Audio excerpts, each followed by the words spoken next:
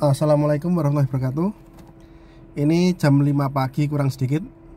Chargernya tak jabut, udah tak masukkan mobil terus tutup. Ini mau berangkat ke Kediri ngambil BPKB si Air EV nih ya. Jadi 9 bulan BPKB nya baru jadi. Terus apesnya itu dulu pas beli Wuling Perdana Madiun. Setelah saya beli 3 atau 2 bulan, kepemilikannya ganti Wuling Prima. Jadi Wuling Perdana itu kalau nggak salah adanya di Jawa Timur, kebanyakan di Kediri, Malang, Surabaya ada. Nah, termasuk di Madiun. Nah, sedangkan di Madiun itu kayaknya perspektif buat si Wuling Perdana kurang bagus. Akhirnya mungkin saham atau showroomnya dijual ke Wuling Prima. Jadi sekarang namanya Wuling Prima Madiun kalau nggak salah. Yes, intinya seperti itu. Jadi BPKB-nya jadi, terus saya minta tolong dikirim, nggak berani, si adminnya intinya nggak diperbolehkan kalau BPKB dikirim via ekspedisi atau diwakilkan diambil orang lain pakai surat kuasa. Sebenarnya ada istrinya temanku yang ngajar di salah satu SMA negeri di kota Kediri, tapi ya setelah ini sekalian dolan Senin pagi. Nah, jadi dalam perjalanan kali ini untuk persentase habis berapa, terus rute ke kemana saja nanti tak jelaskan pakai teks. Jadi ini aku pengen bahas tentang mobil listrik yang murah, yang kecil kayak si Wuling. Jadi sekarang itu ada pilihannya. Kalau kita beli ada Air EV sama Ceres itu punya DFSK. Jadi kita bisa pilih. Kalau saya yang masuk itu di antara dua merek itu tetap masuk semuanya, tapi kita by tipe saja. Jadi kalau ambil Wuling sekalian tipe tertinggi seperti yang saya beli long range, karena baterainya besar, bisa untuk keluar kota. Ini saya sudah membuktikan sampai ke Malang, ke Jogja, Surabaya, ini ke Kediri. Dan kali ini saya Kedirinya langsung PP, jadi nanti bisa disimak videonya. Jadi kenapa ambil long range? Karena satu, baterainya besar, sudah 26,7. Dan untuk perjalanan PP yang kisaran 260 kilo, 270 kilo itu ini masih sanggup mobil ini. Nah, kalau mau ambil tipe terendahnya itu mendingan ambil Wuling Air EV Lite. Kenapa? Karena si Ceres yang tipe terendah yang harga 189 juta itu ini harga OTR yang Jakarta ya. Kalau OTR Jawa Timur nggak tahu. Jadi kita bahasnya harga OTR by Jakarta yang ada di brosur OTR Jakarta. Jadi si Ceres E1 yang tipe terendah kan ada 2 tipe. Nah, itu harganya 188.900 atau 189.900. Segitulah, mirip banget sama Air EV Lite, cuman beda 100.000. Kenapa milih si Air EV Lite? Karena satu, baterainya. Jadi baterainya si Ceres itu cuman 13, sekian. Kalau baterainya Wuling Air EV Lite itu 17 kWh ya. Pokoknya baterainya lebih besar si Air EV. Jadi tapi klaimnya si Ceres, dia itu bisa menempuh jarak 180 kilo. Mungkin itu bisa menempuh dengan jarak segitu, jalannya lurus, terus dengan kecepatan yang di bawah 50 kilo. Kalau si Wuling mungkin ngeklaimnya bisa 200 kilo itu dengan jalan konstan 60 kilo. Jadi bisa berbeda. Karena spek motornya sama, spek torsinya sama, spek tenaganya sama, tapi si Ceres itu dengan baterai yang lebih kecil berani ngeklaim dengan jarak yang lebih jauh. Nah, di sini pilihan saya untuk Wuling Air EV ambilnya yang tipe tertinggi atau tipe terendah yang baru diluncurkan, tipe LED ya. Itu pilihannya buat saya. Kenapa tipe LED? Tipe LED itu baterainya yang lebih besar. Satu itu. Yang kedua, brandnya si Wuling itu untuk di Indonesia lebih terpercaya lah buat saya. Jadi showroomnya, dealernya, service centernya itu ada tersebar di banyak di Indonesia. Sedangkan DFSK itu masih sedikit banget, perbedaannya di situ. Terus selain itu pertimbangan ngambil Wuling Air EV adalah bentuknya sih. Aku bentuknya suka si Air EV. Nah, kalau untuk tipe tengah yang harga 220 jutaan, 220 atau 230 ya, itu mendingan ngambil Ceres. Kenapa Ceres? Karena baterainya mirip-mirip, bedanya cuma sedikit banget antara Ceres tipe tinggi sama Wuling Air EV tipe short range atau tipe SR yang tipe tengah. Maka dari itu pilihannya aku tipe tengah, jatuh ke Ceres. Walaupun secara bentuk desain aku nggak masuk. Itu kalau saya. Tapi dari segi fitur dia sudah nggak pakai anak kunci untuk menyalakan mobil. terus sudah auto hold, rem parkir elektrik. Jadi untuk tipe tengah itu kalau kita nggak mentingin si brand atau mentingin bentuk, intinya kita milih fungsi lah kita. Jadi tipe series yang tipe atas itu sangat pas untuk harga segitu buat saya. Jadi pilihannya untuk mobil kecil di bawah 300 juta mobil listrik itu REV long range, untuk kedua series tipe tertinggi, untuk terendah yang kalian hanya pakai kota-kota atau antar kota yang dekat jaraknya mungkin sekali PP 140 100 ya segitulah, 150 kilo atau 160 kilo maksimal, itu kalian bisa pilih yang Wuling REV LED. Itu sangat pas buat saya. Kelemahannya Wuling REV LED itu fiturnya sangat minim ya.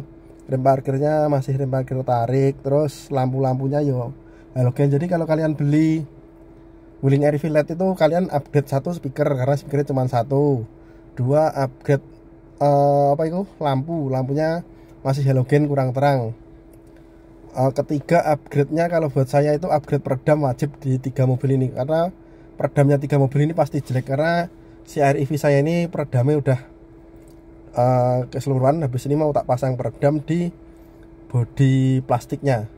Jadi kalau ketemu jalan yang gimana ya, keriting, ibaratnya aspal itu bergelombang keriting atau ada banyak tambalan-tambalan, itu getaran plastiknya itu akan lebih teredam. Nah, nanti peredamnya pakai aluminium foil. Nah, ini kita lanjut bahas masalah ini tadi, masalah mobil listrik. Jadi selain itu tadi, 3 itu pilihan tadi, kan ada mobil yang harganya 300 juta sekian seperti Netavi. Terus ada lagi brand apa ya kemarin, pokoknya banyak lah, bakal banyak nanti mobil listrik China yang masuk Indonesia. Kalau saya milih mobil listrik itu yo, yang pertama kita baca spek dulu, dari kapasitas baterai, kapasitas tenaga, terus harganya ini dilihat dari brosur lah. Terus yang kedua pertimbangannya adalah brand. Kenapa brand? Karena itu mempengaruhi after sales-nya ya. Kalau kalian beli motor Jepang, kalian antara Suzuki, Honda, Yamaha, kalian mesti Suzuki itu akan dipilih yang terakhir. Nah seperti itu. Misalkan kita beli brand China, antara dari puluhan mobil listrik nanti yang bakal masuk, pasti kalian yang paling terpercaya Wuling, karena Wuling itu di bawah General Motor. Satu itu buat aku penting banget, itu termasuk salah satu jaminan. Jadi induk perusahaannya itu GM, General Motor, ibaratnya udah pemain besar lah di dunia otomotif. Jadi ya nggak kaleng-kaleng. Maka dari itu Wuling meniru strategi dari mobil-mobil Jepang. Dia pasang banyak service center, apa itu, dealer resmi, service resmi, atau bengkel resmi di banyak titik di Indonesia. Hampir di seluruh karisidenan kayaknya ada. Karena di Jawa Timur itu, di Madiun itu yo termasuk kota kecil, itu juga ada. Terus seperti Kediri kemarin yo, bukan kota yang besar juga ada. Mungkin kalau di Jawa Tengah ke barat lebih banyak lagi. Kayak Solo itu showroomnya juga besar banget sama bengkel resmi nih. Jadi pertimbangannya itu sih, milih Wuling itu aku dulu brand China yang main serius, nggak setengah-setengah, itu salah satunya Wuling. Bahkan dibanding dengan showroom atau bengkel resminya seperti merek Jepang yang Mazda, itu si Wuling lebih banyak jumlahnya di Indonesia. Jadi itu mencerminkan keseriusan mereka bermain atau berjualan atau meramaikan pasar otomotif di Indonesia. Menurutku seperti itu ya. Jadi kalau kalian punya opini, ya bisa dituliskan. Walaupun Wuling itu brand China, buat aku brand China itu ada banyak dan kita harus pilah-pilah, seperti itulah. Tidak semuanya brand China itu jelek, karena orang-orang dulu itu kalau beli barang made in China, buatan China, itu kayak gimana gitu. Sedangkan buatan Cina itu ada banyak, dari yang grade welek banget sampai yang grade super ada ya, ada harga ada rupa lah, kurang lebih seperti itu. Jadi seperti apa, TV, HP sekarang yang kebanyakan sudah dibuat di Cina lah, walaupun pabrik induknya berasal dari luar negeri, bahkan dari Eropa seperti itu, banyak yang sudah dibuat di Cina. Terus ada merek mobil yang dari Inggris atau dari lain, luar Cina, tapi sudah dibeli sama orang China atau gimana, ini udah jadi made China, kurang lebih seperti itu, seperti MG gitu. MG itu jumlah showroomnya kayaknya kurang lebih seperti Mazda.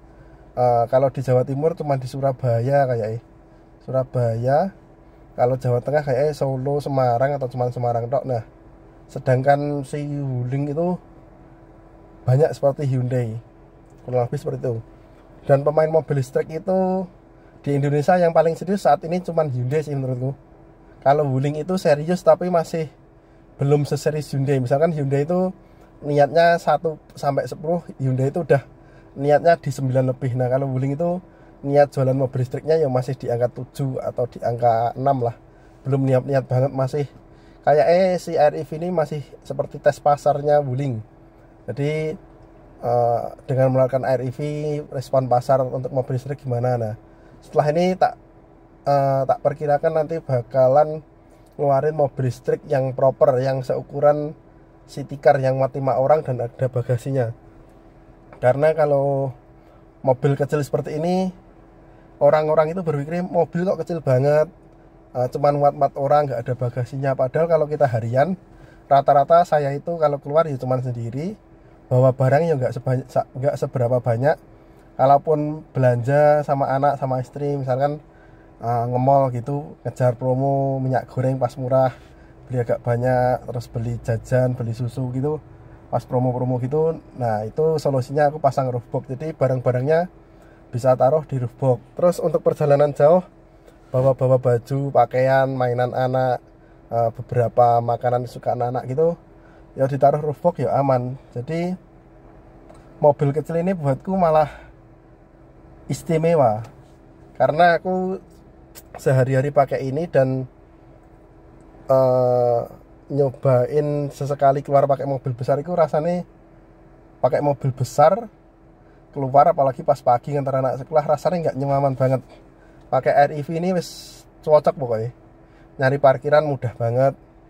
Misalkan di lampu merah sebelah kirinya itu tanah gitu, tapi tempatnya nggak terlalu luas, sebelah kirinya misalkan ada pohon. Kalau kita masuk pakai mobil besar dengan space yang misalkan ngepres di 1,8 meter itu, kita pasti ragu banget untuk masuk, atau di 1,7 sekian. Nah, kalau pakai Wuling REV itu wis yakin ini muat gitu. Jadi kita itu bisa gimana ya, pakai mobil tapi rasanya seiso kaya naik motor, walaupun ya nggak selincah motor lah. Jadi di tengah-tengahnya kita masih dapat kenyamanannya, kita bisa pakai AC, kita nggak kepanasan, nggak kehujanan, tapi kita juga masih bisa selintat-selintut gitu. Terus kalau keluar antar kota, saya kan yang sering ke Madiun, jalur Ponorogo Madiun itu sebelum sekarang dilebarkan, dan sekarang masih pelebaran, itu nggak bisa per satu jalurnya, nggak bisa mobil 2 jejer. Jadi cuman jalurnya itu satu kanan satu kiri. Nah, ke depan ini bisa untuk kanan 2 kiri 2, jadi bisa untuk 4 mobil. Jadi misalkan ada truk yang pelan gitu, kita nyalipnya dengan mudah. Jadi selama bisa enak motong lewat kiri atau kanan pas baru hijau, nanti masuk itu ini yang sekarang ini, kalaupun kayak di lampu merah gitu, saya itu pas setelah lampu merahnya ya masuk di depannya mobil itu dengan mudah, karena mobil ini cuma 3 meter. Jadi yang seharusnya saya kenal lampu merah 2 kali itu cuman lampu merah sekali, walaupun ini sebenarnya kurang baik, tapi kalau pas buru-buru ini berguna banget mobil seperti ini. Jadi kurang lebih seperti itu ya. Pokoknya mobil kecil seperti ini tuh malah anugerah buat saya. Wis enak pokoknya buat harian, pas, enak, rasanya yo nyaman. Yang gak enak itu dari Wuling REV cuman satu, posisi berkendaranya untuk orang setinggi saya kurang nyaman. Tapi kalau dipakai istriku gitu, dia nyaman banget sih, posisinya wis pas, nyaman. Kalau dia naik mobil biasa seperti mobil Expander, R3 ku itu, terus atau mobil-mobil Brio kayak gitu, malah dia ngerasanya terlalu tenggelam karena tingginya ya nggak sampai 160, cuman 156 kurang lebih segitu. Jadi dia malah nyamannya pakai ini karena commanding, terus posisi tangan dan kakinya itu juga pas kata dia. Ya udah, sekian dulu ya pembahasannya kali ini. Jadi kali ini tripnya 260 kilo plus minus, baterainya masih sisa 14%. Sekian dulu videonya. Assalamualaikum warahmatullahi wabarakatuh.